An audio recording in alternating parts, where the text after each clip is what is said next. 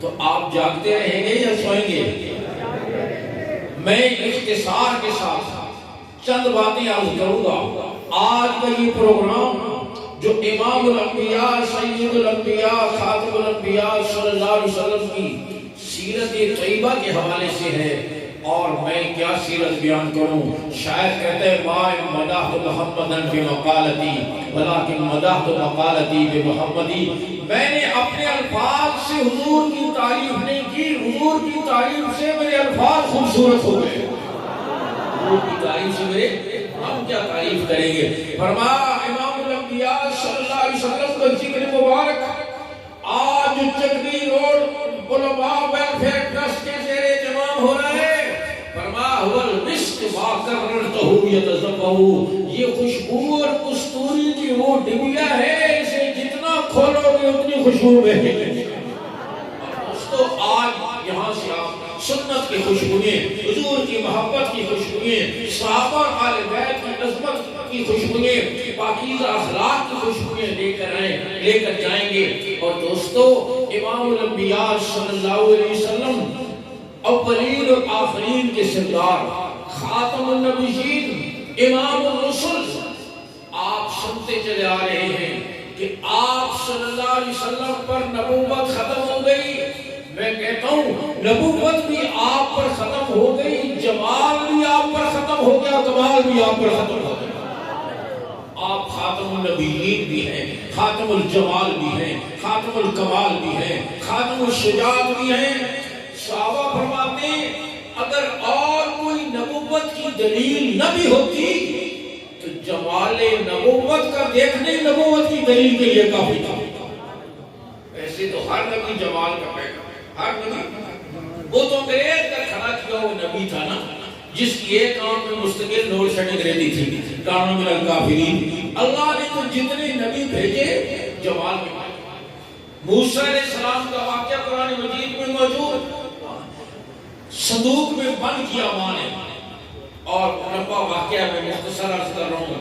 صندوق تیرتا ہوا فرعون کے محل میں پہنچا جو خدائی کا دعویٰ کرتا تھا، لیکن اللہ نے اولاد نہیں دی۔ صندوق تیرتا ہوا پہنچا نہر میں، وہ اپنی خاتون اول کے ساتھ سیر کر رہا تھا، دیکھا صندوق تیرتا ہوا آ رہا ہے، فوراً پکڑا کھولا تو موسیٰ علیہ السلام بچے ہیں، بچے پر ویسے بھی معصومیت ہوتی ہے، اور پھر موسیٰ علیہ السلام کو اللہ نے جو جمال دیا تھا ششتر رہ گئے، اس پر مزید قرآن کیا کہتا ہے؟ وَالْقَيْتُ عَلَيْكَ مَحَبَّةً مِّنِّي، موسیٰ ہم نے تیرے چہرے پر محبت کی چادر چڑھا دی۔ اور یہ میرے رب کا کام ہے، جس کے چہرے پر جس کے نام پر محبت کی چادر چڑھا دے، ابو لہب کے، ابو جہل کے نام پر، قارون فرعون کے نام پر میرے رب نے نفرت کی چادر چڑھا دی، بلال کے نام پر، ابو بکر عمر عثمان علی کے نام پر محبت کی چادر چڑھا دی۔ آج کسی کو خبر سے رکھو آپ کے گلے پڑے گا، بڑا فرعون ہے تمہیں، ہاں آپ کے گلے پڑے گا۔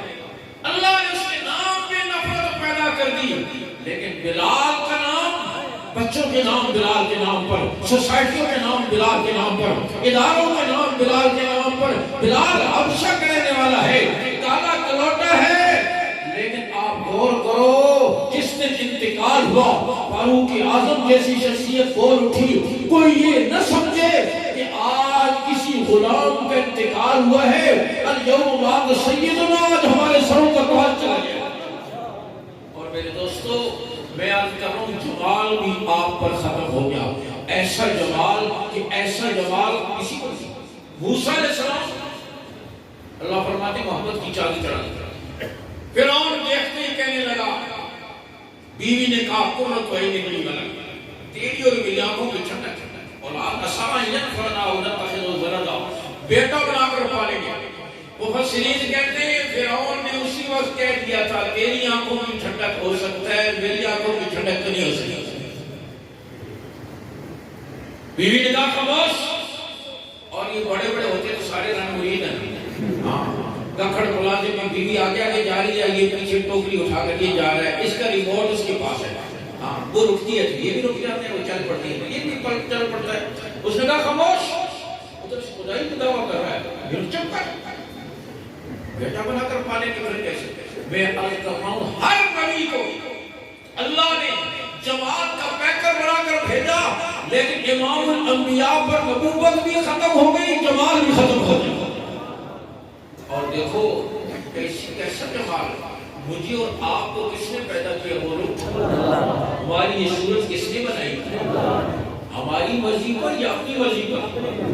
فرمایا والذی یصورکم فی الارحام کیف یشاء، جیسے وہ چاہتا ہے ماں کے پیٹ میں صورتیں بناتا ہے۔ ماں کو پتہ نہیں کیا بن رہا ہے، باپ کو پتہ نہیں کیا بن رہا ہے، ماں چاول کھا رہی ہے، بیٹے کی آنکھ بن رہی ہے، دودھ پی رہی ہے، دماغ کی رگیں بن رہی ہیں، گوشت کھا رہی ہے، دل جگر کلیجہ بن رہا ہے۔ ارے اندھیرے میں کوئی مشین نہیں بنتی، لیکن ساری مشینوں کو بنانے والا انسان، اس کی پیچیدہ مشین جی کو میرے رب نے 3 اندھیروں میں بنا دیا، اور ایسا بنا دیا کہ دیکھ کر امام فخر الدین رازی فرماتے ہیں انسان پہلی دفعہ تجھے تیرے ماں باپ نے گندے قطرے کی صورت میں دیکھا، تجھ سے گھن کی، تجھ سے نفرت کی، تو جسم سے نکلا، جسم ناپاک ہوا، کپڑوں میں لگا، کپڑے ناپاک ہوئے، لیکن اس کو سبیت کی نے 3 اندھیروں میں پانی پر تیری تصویر بنا کر، اتنی پیاری تصویر بنا کر تجھے دنیا میں بھیجا، دیکھ کر سب کو پیار آ گیا۔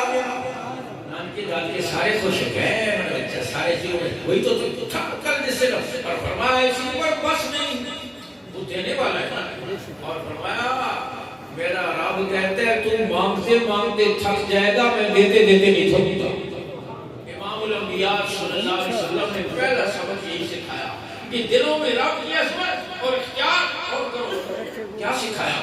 سب دروں سے ہٹا کر ایک در بھی جھکایا، وہ ایک سجدہ جسے تو سمجھتا ہے گرام، 1000 سجدوں سے دیتا ہے آدمی کو نجات۔ میرے آقا نے رب کی شان سمجھائی، اس عبداللہ کی یتیم کو، آمنہ کے لال کو، اولین اور آخرین کو میرے رب نے شان عطا فرمائی۔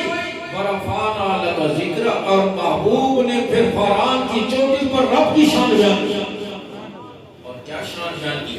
فرمایا اللہ لا الہ الا ہو الحی القیوم لا تأخذہ سنۃ ولا نوم۔ او لوگو، اس کے علاوہ کوئی معبود نہیں، کوئی حاجت روا نہیں، کوئی مشکل کشا نہیں، الحی، وہ خود بھی زندہ ہے، جس نے مجھے نبیوں کا امام بنا کر بھیجا ہے، وہ خود بھی زندہ، ساری کائنات کو زندہ رکھنے والا ہے، جس کو موت آ جائے وہ تمہارا معبود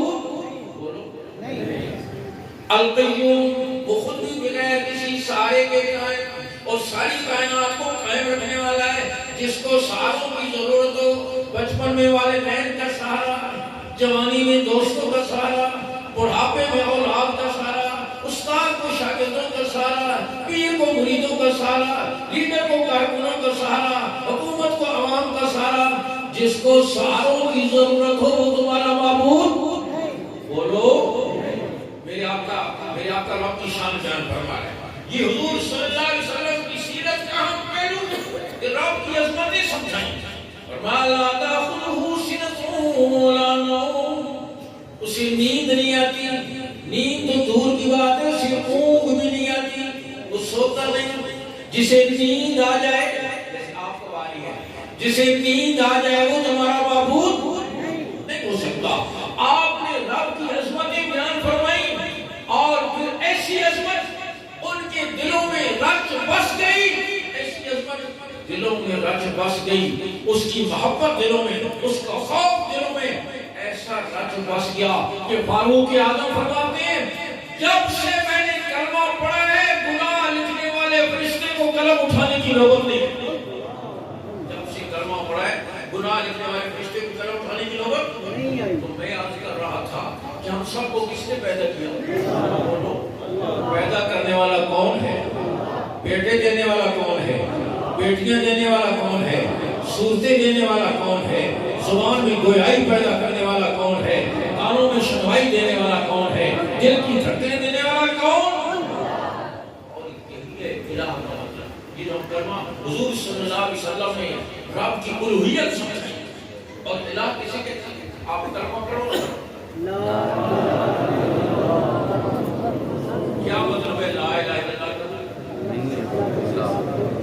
اللہ کے علاوہ کوئی معبود الہ کا ترجمہ نہیں ہے. اردو میں اتنی وسعت دی ہے کہ الہ کا صحیح ترجمہ کیا جائے. الہ کا مفہوم ہے, الہ کا معنی کیا ہے؟ اہل لغت کہتے ہیں کہ دل جس کی طرف ہر مشکل دور سے سنو, ہر حاجت میں, ہر مصیبت میں دل سب سے پہلے جس کی طرف اٹھے وہی تمہارا الہ ہے. ہر حاجت میں بولو ذرا سمجھو, ہر حاجت میں, ہر مشکل میں, ہر مصیبت میں سب سے پہلے دل جس کی طرف اٹھے وہ تمہارا. اب ذرا اپنا ایکسرے کرو. ہم میں سے کوئی جا رہا ہو نا کراچی, پوچھئے ماشاءاللہ مولوی صاحب کہاں ٹھہرو گے؟ کہتا ہے بڑے دوست رشتہ دار ہیں کسی پر ٹھہر دو. پوچھو اگر وہ نہ ملے پھر کیا کرو؟ کہتا ہے استاد جی پھر جنگل تری نہ پیسے دی جیب بھری کسی ہوٹل میں ٹھہرو گے.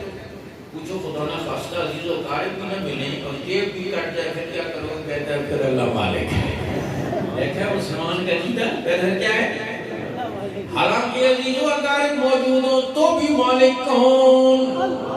کوئی بھی موجود نہ ہو تو بھی مالک کون؟ صرف ایک دوستی ہے, شباب ہے, جوانی ہے, تو بھی مالک کون؟ بیماری ہے, غربت ہے, تندرستی ہے, کوئی پوچھنے والا نہیں تو بھی مالک کون؟ حال میں نظر کس کی طرف جانی چاہیے؟ اللہ کی طرف جانی چاہیے. یہی تیرے میرے نبی نے سکھایا. تو میں عرض کر رہا ہوں یہ صورتیں بنانے والا کون؟ بولو. بیٹے دینے والا کون؟ بیٹیاں دینے والا کون؟ وہ رب ہے. فرمایا اس نے ہمیں بنایا اپنی مرضی کے لیے. والذی یصورکم فی الارحام کیف یشاء, جیسے وہ چاہتا ہے ماؤں کے پیٹ میں صورتیں بناتا ہے. جسے چاہا کالا بنا دیا, جسے چاہا گورا بنا دیا, جسے چاہا دراز تک بنا دیا, جسے چاہا پست تک بنا دیا, جسے چاہا کامل العقل بنا دیا, جسے چاہا فاضل العقل بنا دیا, جسے جیسا چاہا ویسا. ساری مخلوق اس نے بنائی اپنی مرضی کے مطابق. لیکن جب اپنے محبوب کی باری آئی, آرام نہ بیٹھے رہتے تو 2 گھنٹے بیٹھا اور میں تو سب کہا ٹھیک ہے. الجزاء والاحسان ساری مخلوق اس نے بنائی اپنی مرضی کے مطابق. لیکن جب اپنے محبوب کی باری آئی پیار سے پوچھ لیا میرے محبوب میں تجھے کیسے بناؤں, میرے محبوب میں تجھے کیسے بناؤں, میں تجھے کیسے سجاؤں. ساری مخلوق میں نے بنائی اپنی مرضی کے مطابق. محبوب تجھے میں بناتا ہوں تیری مرضی کے مطابق. جتنا حسین بننا چاہتے ہو اتنا. اسی لیے تو سمجھنے کا وقت سنو من کرم تلقت عینی واجمل من کرم تلد النساء خلقت مبررا من كل عیب کأنک قد خلقت کما تشاء. محبوب یوں لگتا ہے جیسے اللہ نے آپ کو اپنی مرضی کے مطابق بنایا. جتنا حسین بننا چاہتے ہو اتنا حسین. جمال بھی ایسا جمال کسی کو نصیب اور کمال بھی ایسا کمال کسی کو نصیب. حضور اکرم صلی اللہ علیہ وسلم معلم کائنات ہیں, مربی اعظم ہیں اور معلم اعظم ہیں. آپ صلی اللہ علیہ وسلم کی یہ تربیت یاد رکھو. شاگرد کا کمال استاد کا کمال ہوتا ہے, مرید کا کمال یہ پیر کا کمال ہوتا ہے.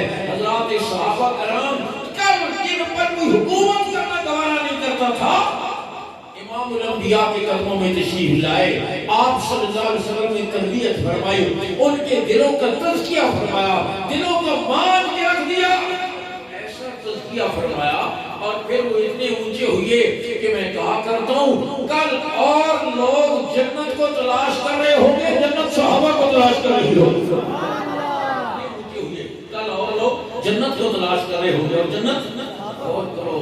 کل جو اپنی بیٹیوں کو زندہ دردور کرنے والے اور دوسروں کے معمولی بات پر لڑائیاں سارا سال چلتی تھی جن میں انسانیت نام کی کوئی چیز نہ تھی, آج میرے رب نے ان کے لیے قرآن کے برقوں پر طبقے تقسیم کیے.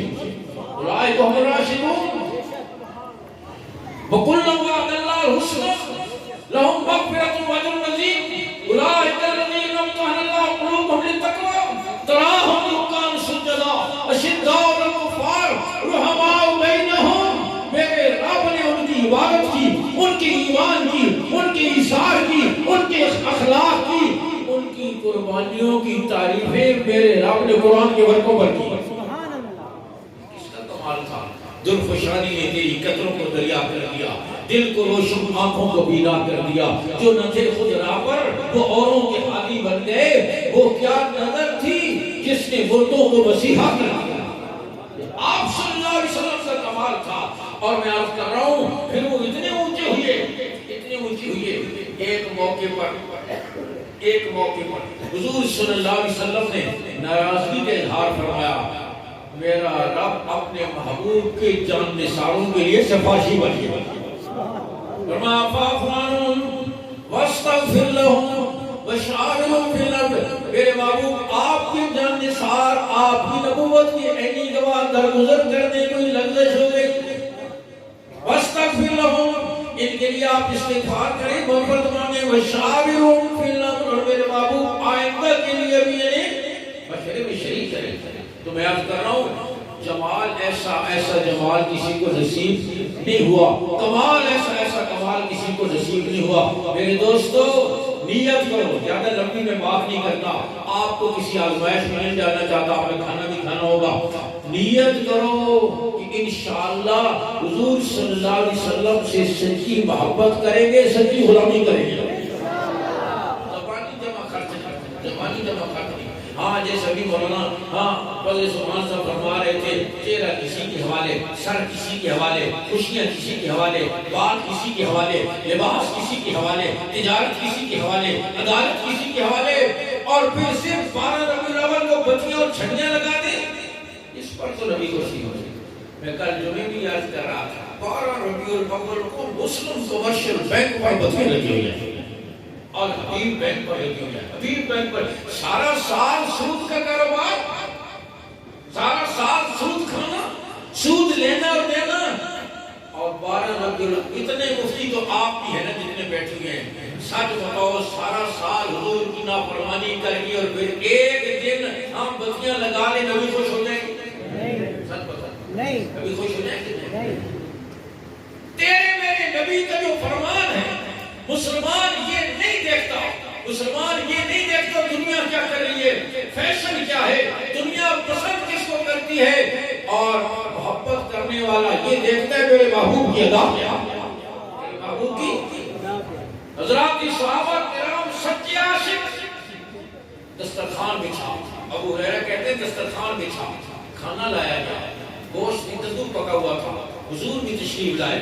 ابو ہریرہ فرماتے ہیں میں نے دیکھا کہ حضور سالن میں سے کدو کے ٹکڑے تلاش کر کے تناول فرما رہے. مجھے اندازہ ہو گیا کدو حضور کو محبوب ہے. سارے سالن میں سے کدو کے ٹکڑے اکٹھے کر کے ایک پلیٹ میں نے آقا کے سامنے رکھ دیے. آپ کو مجھے اندازہ ہو گیا. ابو ہریرہ کہتے ہیں کدو حضور کو محبوب. ابو ہریرہ فرماتے ہیں وہ دن اور آج جو دن کدو مجھے بھی محبوب ہے. ساری زندگی اس کے بعد ایسے نہیں ہوا کہ گھر والوں نے مجھ سے پوچھا ہو ابو ہریرہ آج کیا پکائیں, اور میں نے کدو کے علاوہ کوئی اور جواب دیا. اس کے بعد ساری زندگی گھر میں ہڈیاں میری مرضی سے پکی ہو اور کدو کے علاوہ کچھ اور پکاؤ, ساری زندگی ایسے. فاروق اعظم نے گورنر بنایا ابو ہریرہ کو نگران گورنر, کئی دفعہ نگران گورنر بنے, اور سبحان اللہ کیا افراد تیار کیے. میرے آقا کی تربیت تھی. عام طور پر دوستو آپ سمجھتے ہیں ایک ادارے سے ایک قسم کے لوگ تیار ہو جاتے. میڈیکل کالج سے ڈاکٹر نکلیں گے انجینئر نہیں, انجینئرنگ یونیورسٹی سے انجینئر نکلیں گے ڈاکٹر نہیں, لا کالج سے وکیل نکلیں گے اور انجینئر نہیں, ایگریکلچر یونیورسٹی سے زراعت کے ماہر نکلیں گے, اردو ادب کے ماہر. ایک ادارہ بولو ایک کام کی ہوتا ہے یا نہیں؟ یہ تو ہمارے پیچھے پڑے رہتے ہیں یہ کالے انگریز, مدرسے میں یہ بھی پڑھاؤ, یہ بھی پڑھاؤ, یہ بھی پڑھاؤ, یہ بھی پڑھاؤ. کیا مدرسہ ہے یا پرسار کی دکان ہے؟ یہ دنیا جہان کی ہم چیزیں پڑھائیں, کیوں پڑھائیں؟ وہاں کہو نا میڈیکل کالج جاؤ کہ ایڈورڈ میں کہو کوئی انجینئر بھی تیار کیا کرو, کہتے پاگل خانے جاؤ یہ میڈیکل کالج ہے یونیورسٹی نہیں, ٹیکسٹائل یونیورسٹی میں چلے جاؤ بھائی میڈیکل ڈاکٹر بھی تیار کیا کرو. وہ کہتے پاگل خانے جاؤ انجینئر یونیورسٹی ہے. وہاں تو یہ سمجھتے ہیں کہ نہیں جی 2 قسطوں میں قدم رکھیں گے تو پھر ایک کبھی نہیں رہے گا. یہ تخصص کا دور ہے, اسپیشلائزیشن کا دور ہے. اور یہاں کہتے ہیں جنرل باجوہ کے ساتھ ایک دفعہ ہماری میٹنگ ہو رہی تھی، بڑا گرم ہو گیا اور کہنے لگا مفتی منیب صاحب کراچی کچرے کا ڈھیر بنا ہوا ہے، آپ وہ کیا کر رہے ہیں مدارس والے؟ حضرت مولانا تقی عثمانی صاحب فرمانے لگے جنرل صاحب آپ غصہ نہ کریں، آپ ہمارے سے برسلار ہیں، آپ غصہ کریں گے پھر ہمیں آپ سے بات کرتے ہوئے ڈر لگے گا۔ اس کا ذرا پارا نیچے ہوا، فرمانے لگے میں تو تیرے بڑا سمجھدار خیال کرتا تھا کہ تو صبح سلار ہے، تجھے معلوم نہیں ہے کہ 1400 سال میں مدارس نے قوم کو کیا دیا ہے؟ ہر ادارے کی کارکردگی اس کے شعبے میں پوچھی جاتی ہے۔ میڈیکل کالج کی کارکردگی ڈاکٹروں کی فیلڈ میں، انجینئرنگ یونیورسٹی کی کارکردگی انجینئرنگ کے فیلڈ میں۔ اب ہمارے جن میں جو کام تھا ہم سے پوچھے مولوی کتنے بنائے، عالم کتنے بنائے، حافظ قاری کتنے بنائے، مبلغ کتنے بنائے، مصنف وحقی کتنے بنائے، ہم سے یہ پوچھیں۔ اب کراچی کا کچرا بھی ہم صاف کریں، اور تو آپ کے جو ادارے جن پر اربوں روپیہ خرچ ہو رہا ہے وہ کس کام کے، ان سے پوچھیں نا کہ تم نے یہ صفائی کیوں نہیں کی، یہ کچرا کیوں نہیں اٹھایا۔ ہم سے پوچھیں مسجدیں خالی پڑی ہیں، امام کیوں نہیں دے رہے۔ ہم تو ایسا کر رہے ہیں جہاں ایک کی ضرورت ہوتی ہے 50 موجود ہوتی ہے، 50 موجود۔ تو میں عرض کر رہا ہوں کہ الحمدللہ ان مدارس نے اور علماء نے قوم کی دینی ضرورت کو پورا کیا، کر رہے ہیں اور انشاءاللہ قیامت تک کرتے رہیں گے انشاءاللہ۔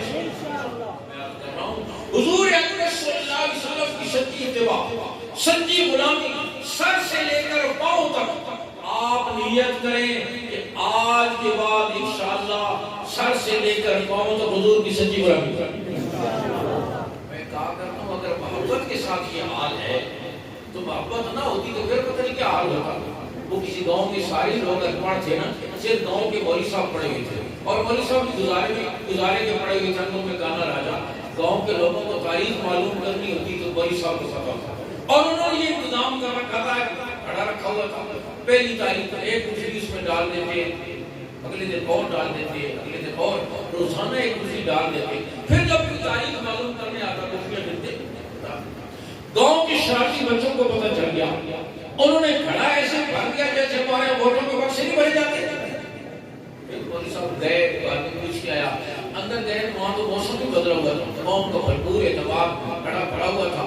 مولوی صاحب کو گھبراہٹ سے پسینے آ گئے، یہ صاحب غلط ہو گیا، خیر کھڑا اٹھایا، گھٹنیاں گنی، باہر تشریف لائے، پسینہ پوچھا، گھبراہٹ سنبھالا، سائل نے پوچھا حضرت آج کیا تاریخ ہے؟ تاریخ آج 75 ہے۔ اس نے کہا حضرت اللہ کا خوف کرو، تاریخ بھی جب 75 ہوئی ہے، کہنے لگے اللہ کا خوف کر کے کام اتارو ورنہ تاریخ تو 400 سے اوپر چلی گئی ہے، ورنہ تاریخ تو 400 سے اوپر چلی گئی، اللہ کا خوف کر کے۔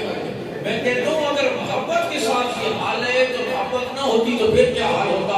میرے دوستوں سچی محبت مجبور کرتی ہے غلامی پر، جیسے بھوک مجبور کرتی ہے کھانے پر، نیند کا غلبہ مجبور کرتا ہے سو جانے پر، پیاس کی شدت مجبور کرتی ہے پینے پر، سچی محبت مجبور کرتی ہے بولو غلامی۔ جس سے محبت ہوتی ہے نا پھر اس کی نظر میں محبوب کے علاوہ اور کوئی جذبہ ہی نہیں، سوچ اسی کی، تقدیر اسی کے، ہاں بات اسی کی، اس کی ہر ادا سے۔ یہ لیلا اور مجنون کا قصہ سنتے رہتے ہیں آپ، یہ جو مجنون تھا اس کا نام مجنون نہیں تھا، اس کا نام قیس تھا، یہ عرب کا نوجوان تھا، حضرت حسن رضی اللہ عنہ کے زمانے میں تھا، لیلا پر فیض تھا، ہر وقت اسی کے سوچوں میں اس کے باپ نے اس کے باپ کو کہا کہ اس کا یہ مر رہا ہے، لیلا کی شادی اس کے ساتھ کرا دو، نکاح کرا دو، وہ آپ نہیں مانتے، لیکن یہ تو اسی میں ہو۔ اس کے باپ نے کہا چل میں تجھے بیت اللہ لے جاتا ہوں، وہاں جا کر لیلا کے عشق سے توبہ کروا۔ باپ نے ملتزم پر دھکیل دیا کہ یہاں توبہ کر، اور وہ ملتزم پر جا کر کیا کہتے ہیں، الہی تبت من کل المعاصی ولکن من حب لیلا لا اتوب، کہتے ہیں اللہ سارے گناہوں سے معافی مانگتا ہوں لیکن لیلا کی محبت سے معافی مانگتا ہوں۔ میں تو جہاں لے کر آیا اسی کی محبت میں کو راستے میں مل گیا حضرت حسن رضی اللہ عنہ۔ حضرت حسن نے فرمایا کیس میں نے خلافت کے معاملے میں حضرت امیر معاویہ رضی اللہ عنہ سے صلح کر لی ہے اور خلافت اپنے سے بہتر شخص کے حوالے کر دی تاکہ مسلمانوں میں خون خرابہ نہ ہو تو میں نے اچھا کام کیا ہے. کہنے لگا کیا ہوگا اچھا، لیکن میرا خیال میں تو خلافت لیلا کے علاوہ کسی اور کو سجدی خلافت کی سب سے زیادہ اختیار لے لے. یہ سن کر حضرت حسن نے فرمایا انک لمجنون. اس دن سے اس کا نام مجنون ہو گیا. تو میں عرض کر رہا ہوں جس سے محبت ہوتی ہے پھر کوئی اور نظام، کوئی اور عزت، کسی اور کی ادا اس کو جستی نہیں ہے. آج میرے دوستوں نیت کرو، یاد رکھیں نعرے لگانا آسان ہے، یاد رکھیں دونوں ہاتھ اوپر کر کے خطیب کی حوصلہ افزائی کرنا آسان ہے، سب کچھ آسان ہے، لیکن اپنی خواہش کو قربان کر کے اپنے نبی کی سچی وفا کہ نبی کہتے ہیں سود کا ایک درہم اپنی ماں کے ساتھ 35 دفعہ بدکاری کرنے سے زیادہ سخت ہے. اور ایک روایت میں آتا ہے اپنی ماں کے ساتھ بیت اللہ میں بدکاری کرنے سے زیادہ سخت ہے. آج اس کانفرنس میں نیت کر آج کے بعد سود کو میں لعنت سمجھ کر خلافت سے زیادہ گندا سمجھ کر اس کو ہاتھ میں لگاؤں. کون نیت کرتا ہے؟ یہ نیت کرنے کا کام یہ ہے. اور پھر حضور صلی اللہ علیہ وسلم کی ایک ایک ادا کو میں اپناؤں گا، ایک ایک ادا کو میں اپناؤں گا. آپ صلی اللہ علیہ خوشی میں دوستوں میں دو تین باتیں عرض کر کے ختم کرتا ہوں. جس نبی نے مجھے آپ کو فرش پر نہیں بلایا، عرش پر نہیں بلایا، ممبر پہ نہیں بلایا، غور کرو حضور دنیا سے تشریف لے جانے والے مرض وفات ہے. جبریل امین حجرہ مبارکہ میں آپ کے پاس ہیں اور ملک الموت دروازے کے باہر کھڑے ہیں. غور کرو نا، نبی کی وفا دیکھو، اپنی بے وفائی دیکھو. بدلو اپنے آپ کو. ربیع الاول کا پیغام یہی ہے. ربیع الاول آتا ہے چلا جاتا ہے، جلوس نکلتے ہیں، جلسے ہوتے ہیں، کانفرنسیں ہوتی ہیں، زندگی میں ایک انچ تبدیلی نہیں آتی. تو نیت کر کہ میں کسی سب کو ناراض کر سکتا ہوں لیکن اپنے نبی کو ناراض نہیں کر سکتا. جبریل ابھی عرض کر حضور ملک الموت پاک کھڑے اندر حاضری کی اجازت چاہتے ہیں. اور جبریل عرض کرنے لگے جب سے یہ کائنات بنی ہے ملک الموت کو کسی دربار میں، کسی محل میں، کسی بادشاہ کے بعد جانے کے لیے اجازت کی ضرورت نہیں پڑی، لیکن آج ملک الموت اجازت چاہتے ہیں. آپ نے فرمایا آج اجازت. اندر تشریف لائے، سلام کیا، عرض کرنے لگے رب نے بھیجا ہے، رب ذوالجلال آپ کی ملاقات چاہتے ہیں، لینے کے لیے آئے. رحمت دو عالم صلی اللہ علیہ وسلم نے جبریل امین کی طرف رحمت والی نگاہ اٹھائی. فرمایا جبریل میں بھی رب کی ملاقات چاہتا ہوں، لیکن یہ تو معلوم کر کے بتاؤ نا میرے بعد میری امت کا کیا بنے گا، میرے بعد میری امت کا کیا بنے گا. دنیا سے جاتے ہیں لوگ یہ کہتے ہیں میرے بعد میری بیوہ کا کیا بنے گا، بوڑھے والدین کا کیا بنے گا، میری معصوم اولاد کا کیا بنے گا. تیرا میرا نبی دنیا سے جاتے ہوئے کسی کو یاد نہیں کر رہا. آپ ہمارے بتاؤ نا میرے بعد میری امت کا کیا بنے گا. جبریل ابھی گئے رب ذوالجلال سے جا کر عرض کی. رب ذوالجلال نے فرمایا جاؤ جا کر میرے محبوب کو میرا سلام کہو اور کہو آپ کے دنیا سے تشریف لانے کے بعد بھی ہم آپ کی امت کے ساتھ خیر کا معاملہ کریں گے. کتنی خیریں اس امت کو ملی حضور کی برکت سے. آپ صلی اللہ علیہ وسلم نے فرمایا وحلت الغنائم، میری امت کے لیے مال غنیمت حلال کر دیے گئے، میری امت کے لیے ساری زمین کو مسجد بنا دیا گیا، میری امت کے لیے مال غنیمت کو، پہلی امتوں کے لیے مال غنیمت حلال نہیں. آسمان سے آگاہ کی جنا اس امت کے لیے پہلے نمبر کا حلال مال مال غنیمت ہے. فرمایا پہلی امتوں میں جب تک کپڑے کو کاٹ نہیں دیا جاتا تھا ناپاک کپڑا پاک نہ. فرمایا میری امت کے لیے اللہ نے پانی کو طہور بنایا ہے، کپڑا ناپاک ہو جائے پانی کے ساتھ. اور کرو اگر یہی شرط ہمارے لیے ہوتی نہ کوئی کبھی سلامت ہوتی نہ کوئی سلوار ہاتھ پر پھڑ کے نکلے ہوتے. ہاں کتنی بڑی سہولت ہے. اور فرمایا پہلی امتوں کے لیے یہ تھا رات کو اگر کوئی شخص گناہ کرتا اس کے دروازے پر صبح نشان لگا ہوتا اس شخص نے یہ گناہ کیا ہے. لیکن رحمت دو عالم صلی اللہ علیہ وسلم نے فرمایا میری امت کے لیے بنی اسرائیل کا واقعہ قرآن میں پڑھتے ہیں فَقْتُلُوا أَنفُسَكُمْ وَتُوبُوا إِلَىٰ بَارِئِكُمْ، ایک دوسرے کو قتل کرو، جو بچ جاؤ گے ان کی توبہ قبول ہوگی.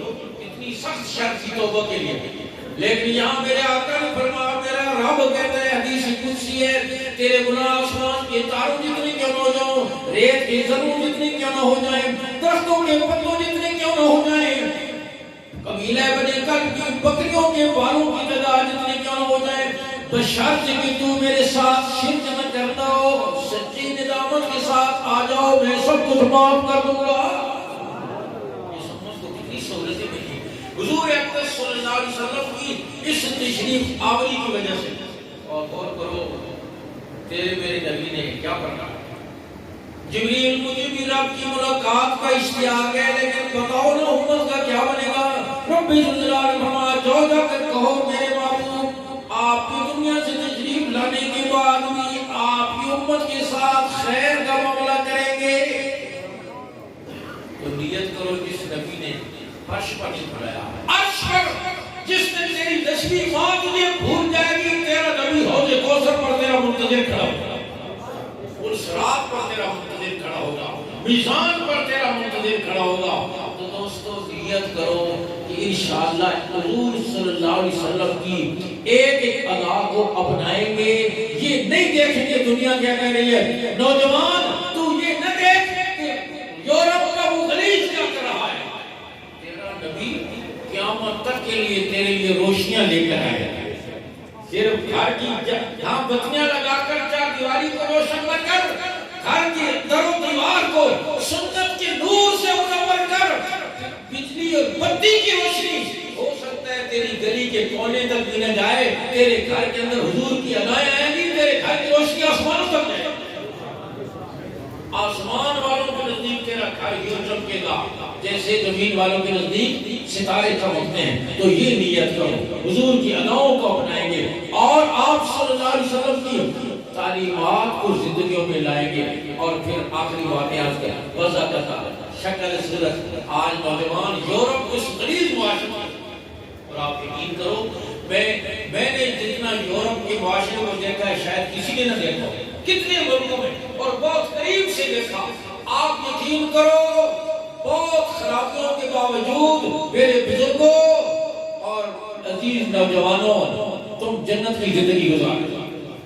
پاکستان میں بے شک بہت مسائل ہیں، بلوں نے بل نکال کے رکھ دیا، رگڑا نکال کے رکھ دیا، بہت سارے مسائل ہیں، لیکن اس سب کے باوجود میں عرض کر رہا ہوں کہ آپ جنت کی زندگی گزارتے ہو۔ میں نے لندن میں دیکھا نوجوان لڑکی اور لڑکیاں پھولوں کے گلدستے اضافے کا پیکٹ اٹھائے ہوئے ادھر سے ادھر نقل و حرکت میں۔ میں نے کہا یہ کیا ہے؟ Parents day. میں نے کہا وہ کیا ہوتا ہے؟ کہتے ہیں وہ جو بوڑھے ماں باپ کو گھر سے اٹھا کر اولڈ کیئر سینٹر میں پھینک دیتے ہیں، سال کے بعد بیٹا اور بیٹی جا کر ان کو پھولوں کے گلدستہ دیتا ہے اور ٹافیوں کا ایک پیکٹ دیتا ہے کہ سال تو چکتے رہو نا، پھر اگلے سال پر کام۔ کبھی مدر ڈے مناتے ہیں، کبھی فادر۔ میں نے یا اللہ تیرا شکر ہے اسلام میں ہر دن پیرنٹس ڈے ہے، ہر مارننگ مدر مارننگ اور ہر ایوننگ فادر ایوننگ ہے۔ ان کی جوانی تو گزر جاتی نا بدماشیوں میں، اور پھر جب بوڑھے ہوتے ہیں بڈھے گورے نے بڈھی کے کندھے پر اور بڈھی نے بڈھے کے کندھے پر ہاتھ رکھا ہوا ہے، چہرے پر جھریاں پڑی ہوئی ہیں اور سردگی چھائی ہوئی ہے، پلکیں جھکی ہوئی ہیں، ہاتھ درد رہے ہیں، ٹانگیں کپے پا رہی ہیں اور ڈوگری اٹھائے ہوئی ہے، شاپنگ سینٹر میں جا کوئی ان کو سہارا دینے والا نہیں، کوئی ان کا ہاتھ تھامنے والا نہیں، قابل رحم ہوتی ہے ان کی حالت۔ مجھے ایک آدمی کے نے کہا پاکستان میں ان بوڑھوں کا یہی حال ہوتا ہے۔ میں نے کہا توبہ کر، اللہ تجھے پاکستان کے بوڑھے سے بچائے۔